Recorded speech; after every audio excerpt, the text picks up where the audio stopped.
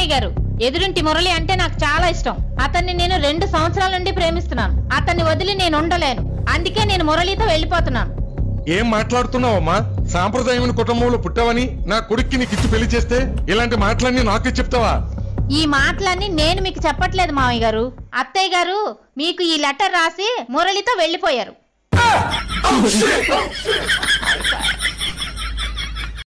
నీకు నాకు పెళ్ళవ్వాలంటే ఇంటి రెంట్ కట్టాలి, కరెంటు బిల్లు కట్టాలి, రేషన్ బిల్లు కట్టాలి, గ్యాస్ బిల్లు కట్టాలి, ఆఖరికి నా డ్రెస్సులు శారీస్ బిల్లు కూడా కట్టాలి. ఒక్క తాళి కట్టాలంటే ఇన్ని కట్టాలా? ఓకే. హైదరాబాద్ నుంచి మా అమ్మ వస్తుంటా. దేనికి? నాకు 50,000 డబ్బులు సరుకులు తెచ్చిస్తానంది. రావద్దని చెప్పనా? దేనికి అంటే రైల్కే బస్కే దేనికి వస్తుందని. బయట సోషల్ వైరస్ లాకో నన్ను ఎప్పుడు అపార్థం చేసుకుంటావు.